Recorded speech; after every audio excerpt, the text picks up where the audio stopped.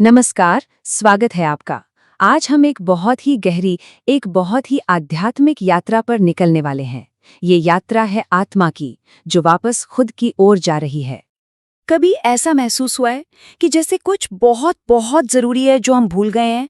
बस यही एक सवाल है जो इस पूरे दर्शन के केंद्र में है। ये बात करता है एक तरह की आध्यात्मिक भूल की, एक विस्मृति की। तो चलिए शुरू करते हैं।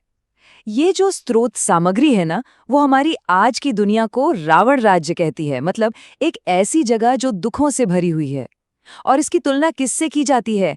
एक खोए हुए स्वर्ण युग से, जिसे राम राज्य कहा गया है। अब ये एक दिलचस्प कॉन्सेप्ट है। ये विश्लेषण हमें आत्मा के असली घर के बारे में बताता है। इसे मूल वतन या स्वीट साइलेंस होम भी कहते हैं। और माना यह जाता है कि ये वो जगह है जिसे हम सब, पूरी मानवता, बिल्कुल भुला चुकी है। यहाँ पर एक बहुत ही पावरफुल मेटाफॉर, एक रूपक का इस्तेमाल किया गया है, सीढ़ी का।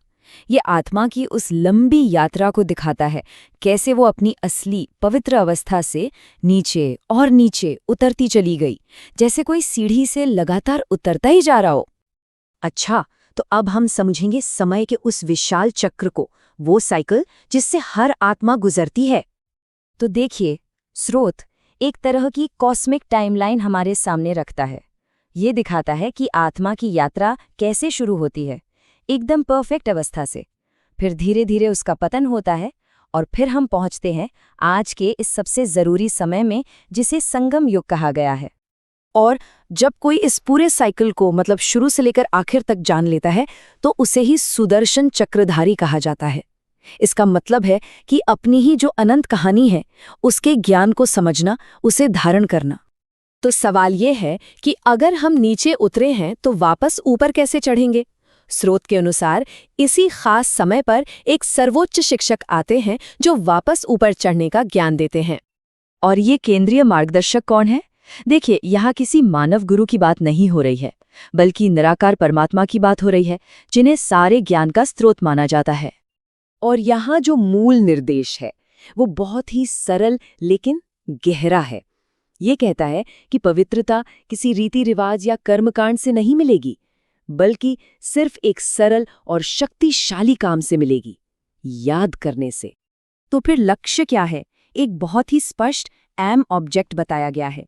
लक्ष्य है स्वर्ण युग के जो शासक थे, लक्ष्मी और नारायण, उनके जैसे दिव्य गुणों को अपने अंदर लाना। ठीक है, ये तो हुई ज्ञान की बात, लेकिन इसे रोजमर्रा की जिंदगी में उतारा कैसे जाए? चलिए अब इस पर बात करते हैं। स्रोत एक बहुत ही दिलचस्प रोज की प्रैक्टिस के बारे में बताता है, जिससे पोता मेल कहते हैं। ये एक तरह का स्पिरिचुअल अकाउंटिंग है, बिल्कुल एक स्टूडेंट की तरह जो अपना एक रजिस्टर मेंटेन करता है ना, कि उसने क्या सीखा, कहाँ गलती की, ताकि वो लगातार बेहतर हो सके। इसमें भी यही है, अपने कर्मों को चेक करना, अच्छे गुणों को अपनाना, गलतियों को मानना और सुधारना, और अपनी प्रोग्रेस को नोट करना। तो कौन से हैं वो गुण जिन्हें विकसित करना है? देखिए, ये सब अंदर से चरित्र को बदलने वाली बातें हैं, जैसे स्वभाव को मीठा बनाना, किसी को भी दुख न देना, सबके प्रति भाईचारे की भावना रखना, शांत रहना, और काम, क्रोध, अहंकार जैसे विकारों पर जीत पाना। यहाँ एक और बड़ा फर्क बताया गया है। आज की दुनिया किस पर निर्भर करती है? साइंस पर, बाहरी शक्ति पर। लेकिन ये रास्ता जोर देता है आंतरिक शक्ति पर, यानी मन की शांति और याद की शक्ति, जिससे हर मुश्किल पर जीत पाई जा सकती है। तो ठीक है, इस रास्ते पर चलने से, खुद पर मास्टरी हासिल करने से आखिर में मिलेगा क्या? इसका अंतिम परिणाम क्या है?